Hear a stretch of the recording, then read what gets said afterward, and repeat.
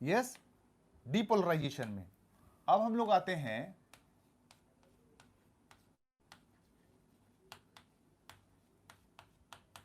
Depolarisation में। Depolarisation कहने का मतलब क्या है?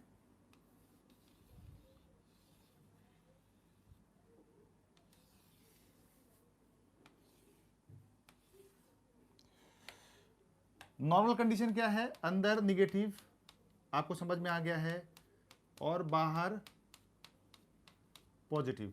लेकिन डीपोलराइजेशन में क्या होता है? डीपोलराइजेशन में क्या होता है? अंदर में पॉजिटिव होगा, अंदर में पॉजिटिव होगा, बाहर में निगेटिव होगा। ठीक है, ये कैसे संभव है?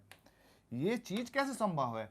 अब आपको पता है सोडियम पोटेशियम पंप सोडियम को बाहर फेंकते जा रहा था, दैट मीन सोडियम कंसंट्रेशन बाहर बहुत ज्यादा था। ठीक है, तो पहला एक कंडीशन ये देखो। तो ये क्या करता है, यहां पे जो सोडियम पोटेशियम पंप था उसको ब्लॉक कर देगा। यस, सोडियम पोटेशियम पंप को रोक दिया गया। पहला पॉइंट ये किया गया, जो बाहर प्लस चार्ज एक्स्ट्रा भेज रहा था उसको हमने बंद किया। दूसरा, हमने यहां पे क्या किया? ओपन किया। यस, यहां पे हमने ओपन किया वोल्टेज गेटेड सोडियम चैनल। यहां पे हमने ओपन किया, इसको बोलते हैं वोल्टेज गेटेड सोडियम चैनल।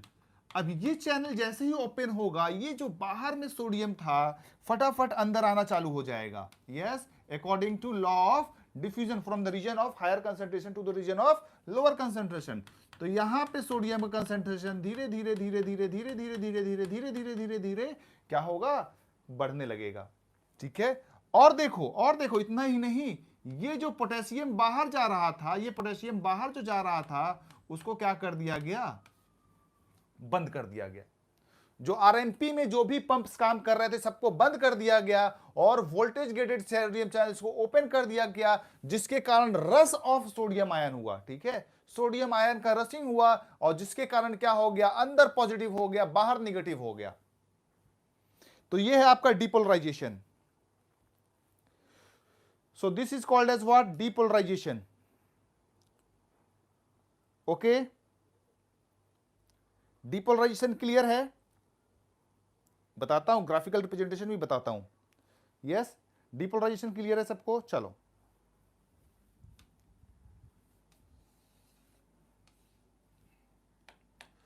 अब देखो हम लोग इसको ग्राफ के फॉर्म में बनाते हैं। एक ग्राफ के फॉर्म में बनाते हैं।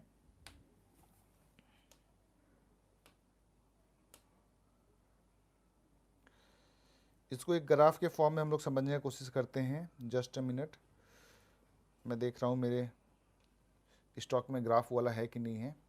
कोई बात नहीं, स्टॉक में ग्राफ नहीं है। सो देखो, रेस्टिंग मेम्ब्रेन कंडीशन कितना होता है? -70 मिली वोल्ट। आपको ध्यान में है, -70 मिली वोल्ट से धीरे धीरे धीरे धीरे क्या होता है? ये अंदर के तरफ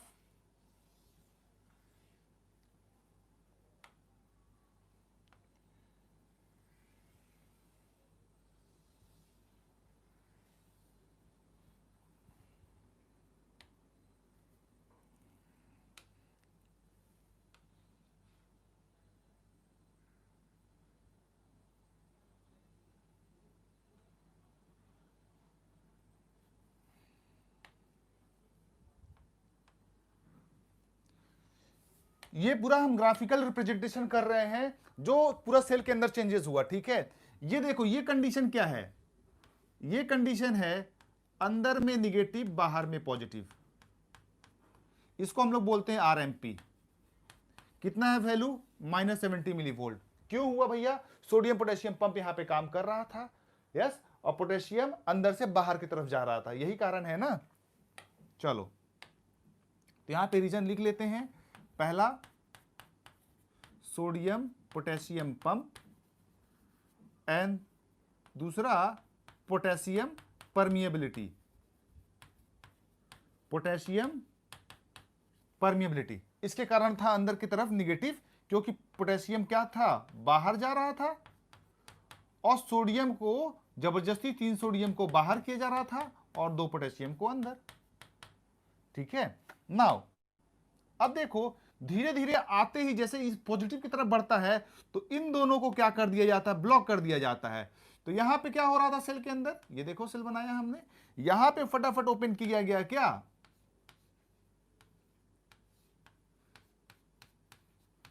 yes, voltage gated sodium channel. ठीक है, तो ये धीरे धीरे धीरे धीरे इसको हम लोग बोलते हैं क्या, एक्शन पोटेंशियल। ठीक है, ये पीक जाता है, इसका पीक वैल्यू जो होता है वो अबाउट +35 मिली वोल्ट होता है, +35 मिली वोल्ट। इसको हम लोग बोलते हैं स्पाइक पोटेंशियल, स्पाइक पोटेंशियल। ठीक है, तो ये वाला कंडीशन आपका क्या था, पोलराइज स्टेट। ये वाला कंडीशन क्या हो गया आपका, डीपोलराइजेशन। ये वाला कंडीशन क्या हो गया आपका, डीपोलराइजेशन।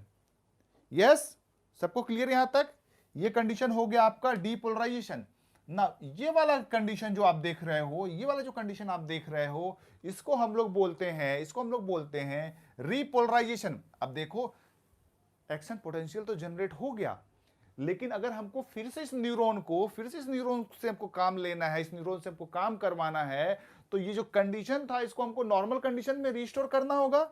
बोलो हाँ या ना, बोलो नॉर्मल कंडीशन में हमको दोबारा आना होगा कि नहीं आना होगा, yes everyone, yes, normal condition में हमें आना होगा।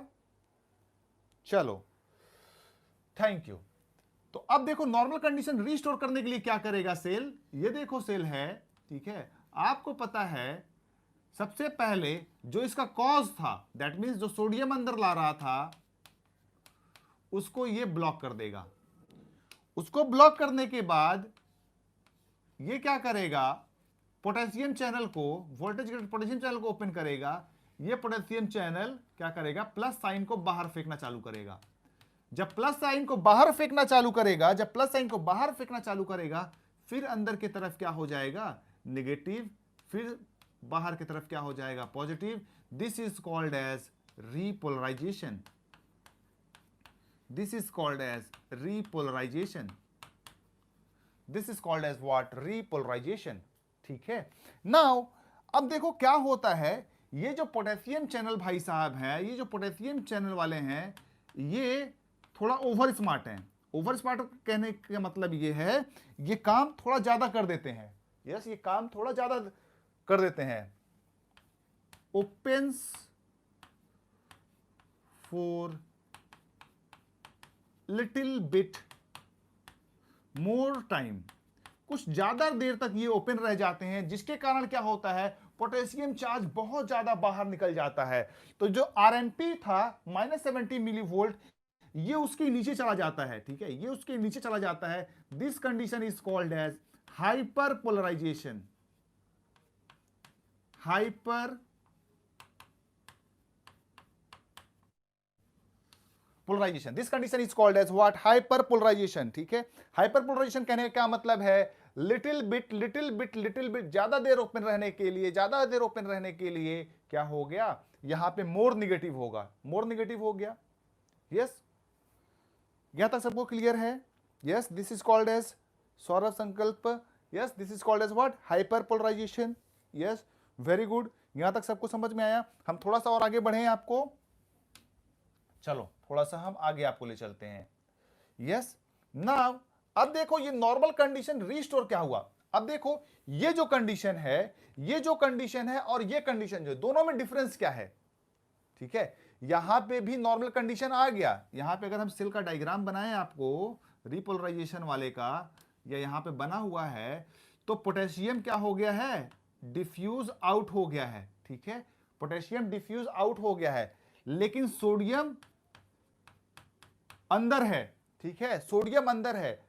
अब हमको क्या करना होगा, समझ लो। ठीक है भैया, अगला जब मेम्ब्रेन फिर से एक्शन पोटेंशियल आएगा तो फिर से क्या होगा, सोडियम का रस होना चाहिए ना। समझने की कोशिश करो, जब हमको दूसरा स्टिमुलस, दूसरा नर्व इंपल्स के थ्रू कैरी आउट करना होगा, फिर से सोडियम को हमको अंदर लाना होगा, सोडियम का रस करना होगा। समझ रहे हो ना, जब सोडियम का रस करना होगा, दैट मीन सोडियम हमको बाहर ज्यादा चाहिए, सोडियम हमको बाहर ज्यादा चाहिए। थोड़ा सा दिमाग लगाओ, सोडियम बाहर ज्यादा होगा, लेकिन यहां पे देखो क्या हुआ है, सोडियम तो बाहर निकला ही नहीं जो पहले से आया था। जो यहां पे सोडियम आया था वो तो बाहर निकला ही नहीं। अभी सोडियम को बाहर कौन निकालेगा? Yes, again sodium potassium pump. Yes, sodium potassium pump. ये सोडियम पोटेशियम पंप क्या करेगा?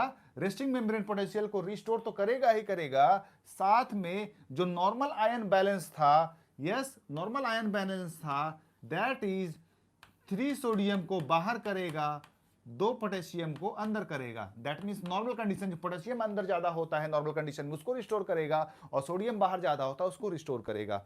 इज इट क्लियर सबको? यस। हाइपरपोलराइजेशन रिपीट करूं, देखो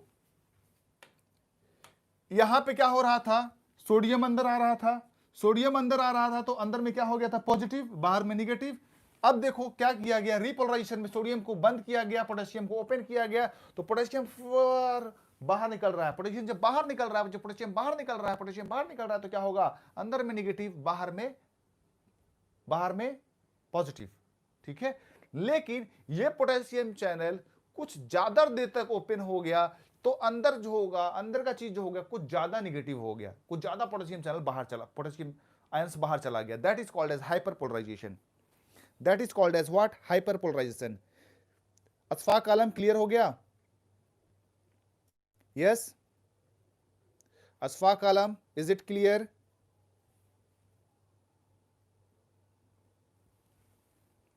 चलो now question number 1, question number 1,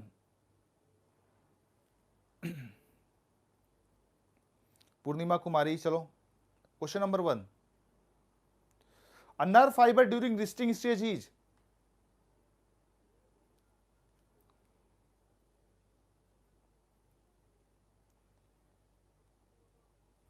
nerve fibre during resting stage is, बोलो।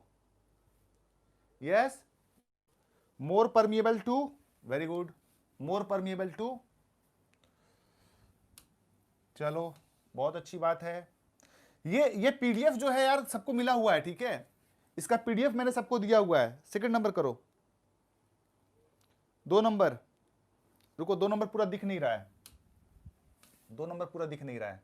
Now I think it's completely visible. Yes, 2 number क्या बोल रहा है? Which of the following option illustrate the distribution of sodium potassium ion in a non-myelinated axon which is in a resting condition? Yes, sodium बाहर ज्यादा होता है और potassium अंदर ज्यादा होता है, और बाहर पॉजिटिव होता है अंदर निगेटिव होता है। सही बात है, वेरी गुड, मतलब सबको का दिमाग खोल के पढ़ रहे हो। चलो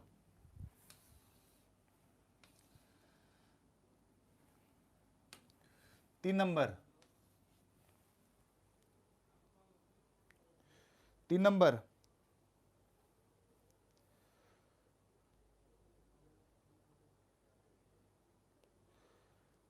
तीन नंबर फटाफट।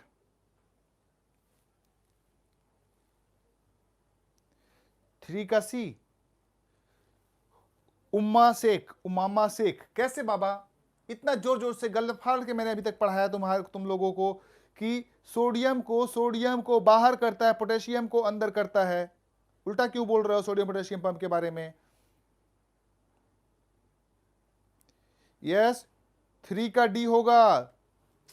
अरे यार ऐसे बनाया था ना सोडियम पोटेशियम पंप, 3 सोडियम बाहर, 2 पोटेशियम अंदर, 3 का डी होगा। क्या अभी पढ़ाया अभी गलती कर रहे हो? एग्जाम में क्या हाल होगा तुम लोगों का? चलो 4 number,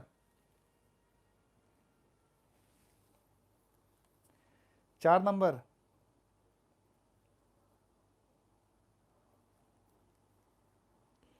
in resting state the neural membrane diffusion due to concentration gradient if allowed would drive yes sodium into the cell, सही बात है। क्या बोल रहा है देखो,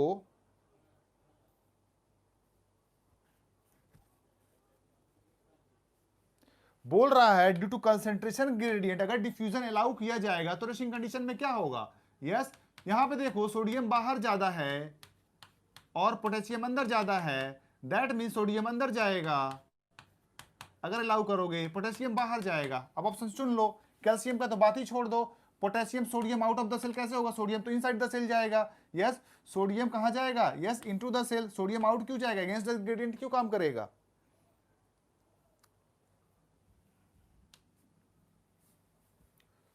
चलो फिफ्थ, पांचवा, फिफ्थ नंबर,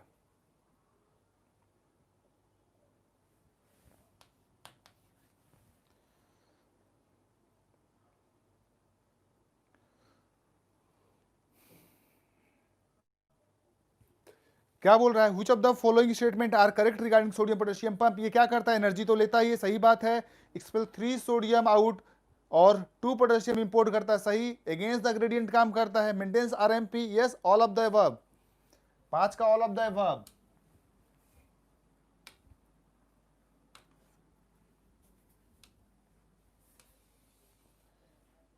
आ जाओ सिक्स्थ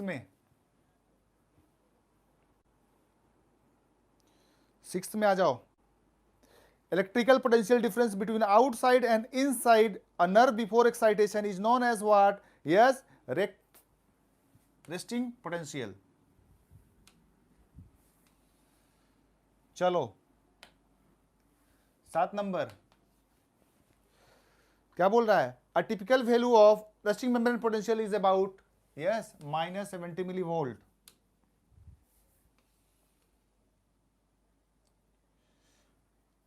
चलो complete the following paragraph by selecting option that gives the correct sequence of the words. When a stimulus is applied at A site on the polarized membrane, the membranes at that side becomes freely permeable to, yes freely permeable to क्या होता है, बोल क्या रहा है देखो, जब stimulus लगाते हो तो क्या होता है, फ्री परमिएबल टू हो जाता है क्या, सोडियम आयन, सोडियम आयन अंदर जाता है, और क्या होता है, there will be yes rapid influx of the sodium, और कंडीशन क्या होगा, डीपोलराइजेशन, यस परमिएबिलिटी डी होगा।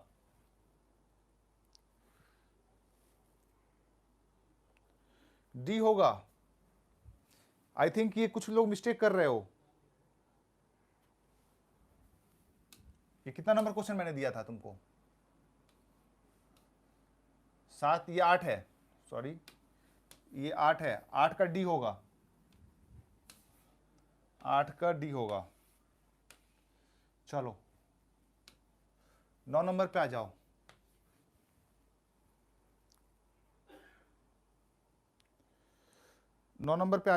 ठीक है, इसको एक बार और एक्सप्लेन कर देता हूं, वो पैराग्राफ वाला क्वेश्चन में एक बार और एक्सप्लेन कर देता हूं, पहले ये कर लो।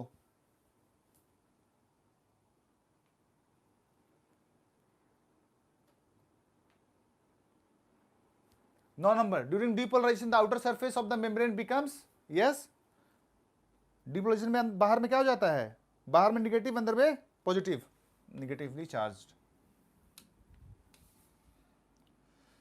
चलो last question 10 number, depolarization of the axolemma during the nerve conduction takes place because only sodium moves into the cell। depolarization में क्या होता है, yes sodium move inside. Now ये पैराग्राफ वाला क्वेश्चन मुझे किसी बच्चे ने बोला है रिपीट करने के लिए, सो मैं एक बार समझा देता हूं। बोल रहा है क्या करेक्ट सीक्वेंस ऑफ वर्ड्स में क्या, when a stimulus is applied to the site, stimulus तुमने अप्लाई किया on the polarized membrane, that means resting membrane condition में, the membrane at that side becomes freely permeable to किसको, sodium को, ठीक है, ions, it causes the influx of which ion, sodium ion, और condition क्या हो जाएगा, डीपोलराइजेशन। कंडीशन क्या हो जाएगा? डीपोलराइजेशन। ओके, चलो। सो आई थिंक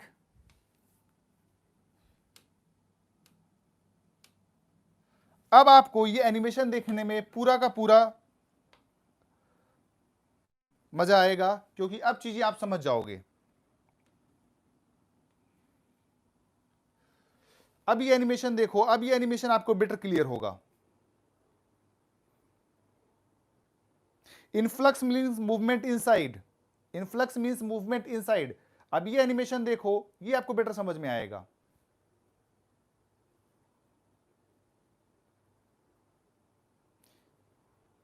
यस, ये सोडियम पोटेशियम पंप काम कर रहा है रेस्टिंग कंडीशन में।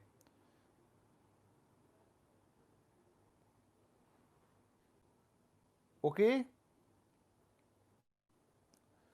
यस। अब देखो क्या हो रहा है चेंजेस, बाहर पॉजिटिव अंदर negative, this is resting condition, this is resting condition.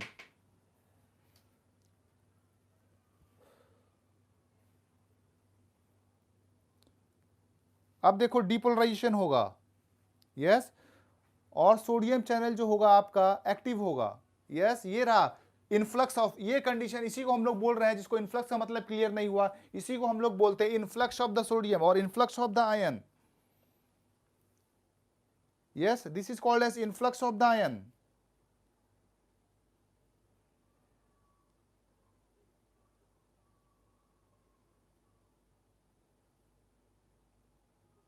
अब इसके कारण क्या होगा? इनफ्लक्स के कारण अंदर में पॉजिटिव और बाहर में निगेटिव। सारी वीडियो रिकॉर्ड होती हैं, सारी वीडियो आपकी ऐप में मिलती हैं।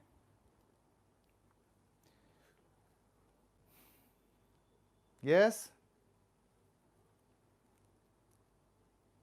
yes, this is called as what? Depolarization. Yes, this is depolarization.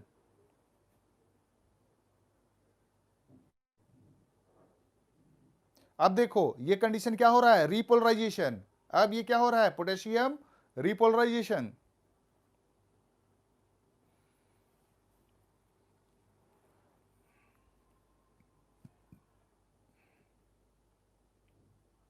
अब इस तरह से इलेक्ट्रिकल वेव फॉर्म जो होगा वो ट्रेवल करता रहेगा। ओके, आई थिंक मैंने सक्सेसफुली आपको ये कंसेप्ट समझा लिया है। अब जाके एनसीईआरटी पढ़ लेना, देखना एकदम पानी की तरह आपको ये कंसेप्ट क्लियर होगा।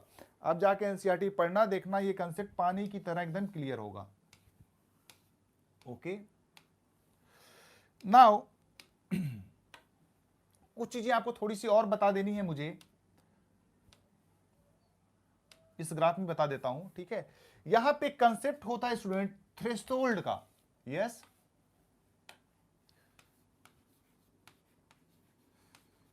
Threshold stimulus. ये थ्रेशोल्ड स्टिमुलस क्या है? नोट्स में लिखा हुआ है आपके, ठीक है, इसलिए मैं पूरा नहीं लिखूंगा। थ्रेशोल्ड स्टिमुलस कहने का क्या मतलब होता है समझो। थ्रेशोल्ड स्टिमुलस का मतलब कहने का मतलब समझो। आप देखते हो ना, सुने हो आग लगाने के लिए चिंगारी चाहिए होती है। यस, आग लगाने के लिए चिंगारी चाहिए होती है। डायरेक्ट तो सुने होगे ना। कहने का क्या मतलब होता है? थोड़ा सा आप चिंगारी लगा दोगे तो वहां पे आग लग जाएगी, लेकिन वो चिंगारी जो है ऐसी नहीं होनी चाहिए कि जाते वहां पे बुझ जाए। आग लगाने के लिए वो कैपेबल हो, सक्षम हो, ठीक है। तो वही कहने का मतलब है, उसको हम लोग कहेंगे अगर वो आग लगाने में सक्षम होगा चिंगारी, तो उस चिंगारी को हम लोग बोलेंगे थ्रेशोल्ड चिंगारी। समझ रहे हो ना। अब जो स्टिमुलस इंपल्स जनरेशन करवाने का कैपेबल होगा, उसको हम लोग क्या बोलेंगे? Threshold stimulus. यस, उसको हम लोग बोलेंगे sir threshold stimulus. Okay, threshold stimulus. Okay, चलो नाउ अब आ जाते हैं हम लोग नर्वस सिस्टम के फर्दर क्लासिफिकेशन में। ओके, नाउ हमारा जो एनसीईआरटी है और ऐसे डिवाइडेड है, जो हमारा नर्वस सिस्टम है दो पार्ट में डिवाइडेड है। यस, एक को हम लोग बोलते हैं central nervous system. Central nervous system actually है क्या चीज हमारे पास? हमारे पास एक तो ब्रेन है, उसमें भी हमारे पास कई लोगों के पास कम होता है, एक होता है लेकिन कम भी होता है। यस, ब्रेन है, this is called as brain, और स्पाइनल कॉर्ड, स्पाइनल कॉर्ड, और यहां से बहुत सारा आपका नर्व फाइबर निकला होता है।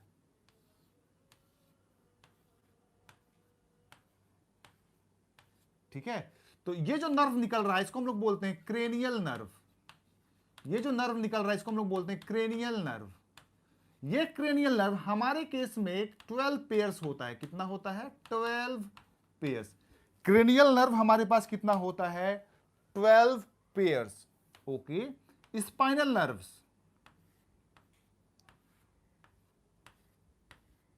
स्पाइनल नर्व्स ये कितना होता है? 31 पेयर, 31 पेयर्स। ठीक है, नाउ अब ये जो पूरा नर्वस सिस्टम है यही है हमारा brain plus spinal cord including nerve, ये हमारा पूरा नर्वस सिस्टम है। ओके, नाउ अब हम क्या करेंगे, इसी का फर्दर एनसीईआरटी में क्लासिफिकेशन किया गया, इसको हम लोग क्लासिफाई करके पढ़ते हैं। यस, सो नर्वस सिस्टम जो होगा वो दो पार्ट में डिवाइडेड होगा, दो पार्ट में डिवाइडेड होगा। एक को हम लोग बोलते हैं CNS, that is central nervous system. इसमें क्या क्या चीजें आएंगी? Brain plus spinal cord, brain plus spinal cord को मिला के हम लोग बोलते हैं क्या? Central nervous system, central nervous system. Okay, now जो नर्व्स होता है उसको हम लोग बोलते हैं peripheral nervous system, peripheral nervous system. इसमें क्या आएगा? Cranial plus spinal nerve, cranial plus spinal nerve. अब ये फर्दर क्लासिफाइड है दो पार्ट में। एक को हम लोग बोलते हैं ऑटोनॉमिक नर्वस सिस्टम, और एक को हम लोग बोलते हैं somatic nervous system, somatic nervous system. Okay, एक को हम लोग बोलेंगे ऑटोनॉमिक नर्वस सिस्टम और एक को हम लोग बोलेंगे क्या? Somatic nervous system, somatic nervous system. अब ये autonomic nervous system further classified है दो ग्रुप में। एक को हम लोग बोलते हैं पैरासिम्पैथेटिक नर्वस सिस्टम एंड दूसरे को हम लोग बोलते हैं सिंपैथेटिक नर्वस सिस्टम। ओके, अब ये देखो क्या है, ये सोमैटिक नर्वस सिस्टम है actually neuromuscular junction, neuromuscular junction. जो नर्व डायरेक्ट मसल के कांटेक्ट में आ रहा है उसको हमने रख दिया किसमें? न्यूरोमस्कुलर जंक्शन में, that means somatic nervous system में, सोमैटिक नर्वस सिस्टम में, सोमैटिक नर्वस सिस्टम में। ओके, सो ये है classification of the nervous system, जिसका हम डिटेल पढ़ेंगे अगली क्लास में। फटाफट नोट डाउन करो, कुछ और चीजें हमको इंपॉर्टेंट चीजें पढ़ानी है साइनेप्स के बारे में जो छूटा हुआ है।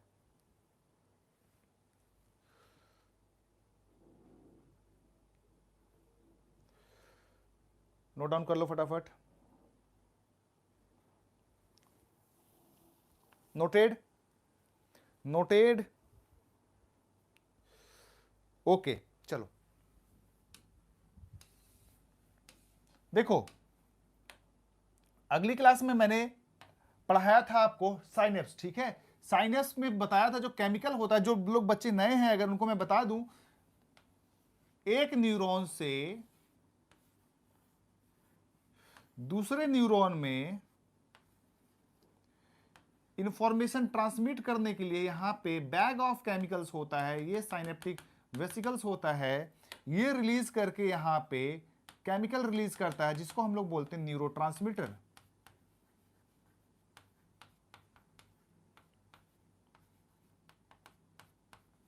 न्यूरोट्रांसमीटर, ठीक है ना। अब ये न्यूरोट्रांसमीटर जो होगा इसको जाके एक्साइट भी कर सकता है, एक्साइट भी कर सकता है, और इसको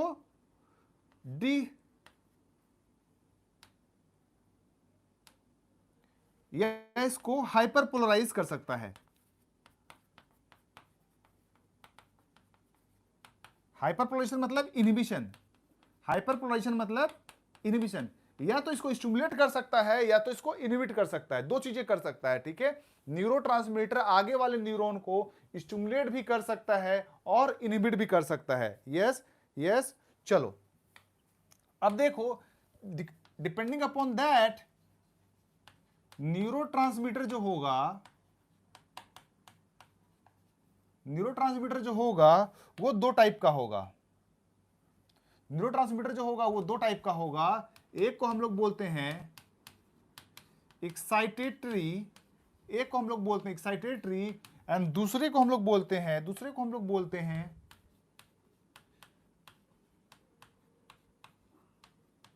एक को हम लोग बोलते हैं एक्साइटेटरी एंड दूसरे को हम लोग बोलते हैं क्या, इनहिबिटरी।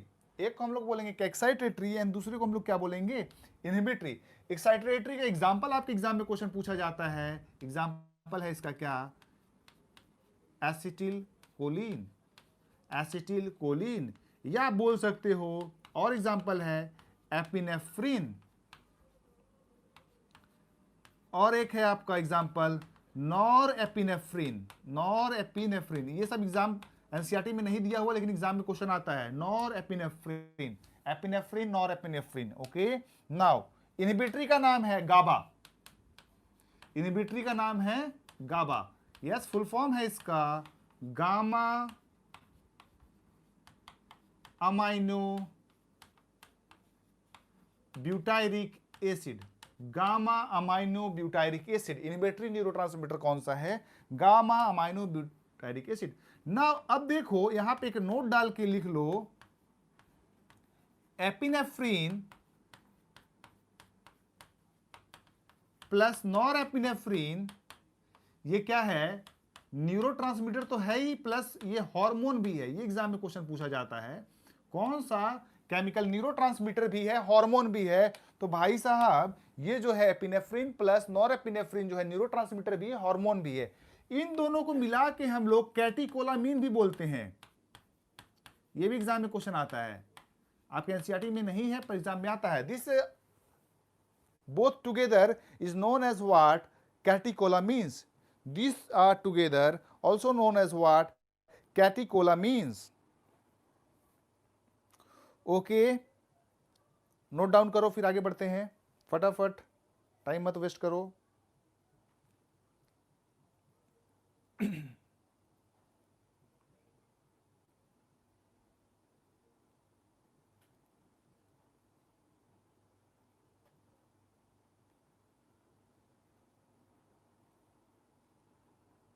हो गया, चलो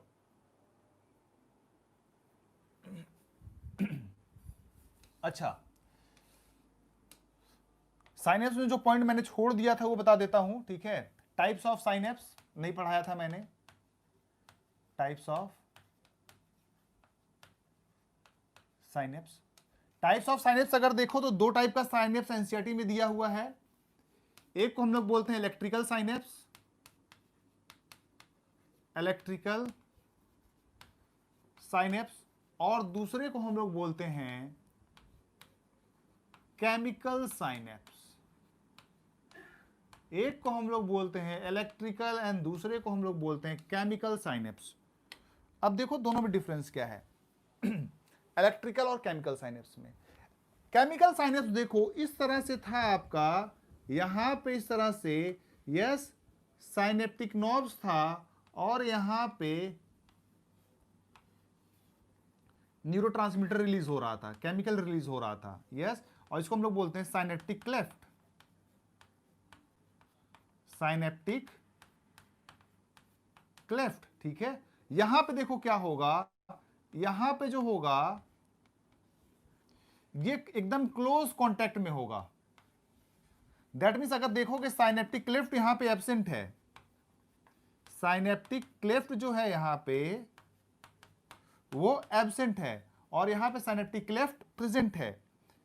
यहां पे नो न्यूरोट्रांसमीटर, यहां पे इतना पास में है कि यहां से डायरेक्ट आयन ट्रांसफर हो जाता है, यस, नो न्यूरोट्रांसमीटर, यस, यहां पे न्यूरोट्रांसमीटर होगा, न्यूरोट्रांसमीटर होगा।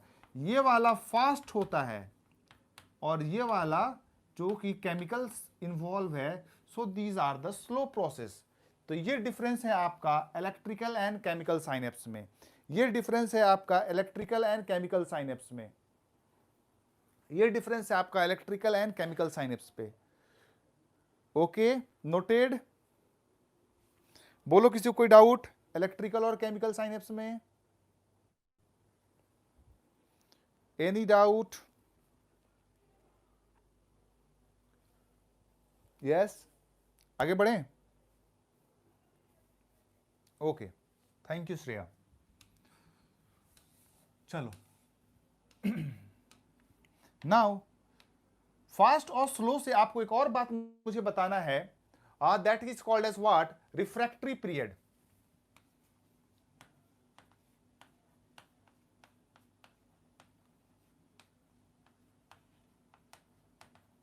आपको मैंने नर्व इंपल्स में बताया था हाइपरपोलराइजेशन, ठीक है। नाउ ये रिफ्रैक्टरी पीरियड क्या है? Time taken by neuron to restore resting membrane potential. Resting membrane potential को रिस्टोर करने में जो टाइम लगता है उसको हम लोग क्या बोलते हैं? Refractory period. During this condition a neuron will never accept a second impulse, ठीक है। During this period neuron will not accept any stimulus। Yes, जब तक वो नॉर्मल कंडीशन में नहीं आ जाता, this is called as what? Refractory period. Refractory period, ठीक है। फिर एक और कंसेप्ट है synaptic fatigue. Synaptic fatigue that mean synapse थक जा रहा है, ठीक है। अब जो देख रहे हो यहां पे साइनेप्टिक फटीग देखो क्या है, ये आपका एक्सॉन था, ये न्यूरॉन था, यहां से न्यूरोट्रांसमीटर यहां पे गया। अब रीसिंथेसिस ऑफ दिस न्यूरोट्रांसमीटर में कुछ टाइम लगेगा, ठीक है। That period is called as, जब ये एग्जॉस्ट हो जाता है न्यूरोट्रांसमीटर, एग्जॉस्ट हो जाता है, खत्म हो जाता है, उसको हम लोग बोलते हैं साइनेप्टिक फटीग। उसको हम लोग बोलते हैं साइनेप्टिक फटीग।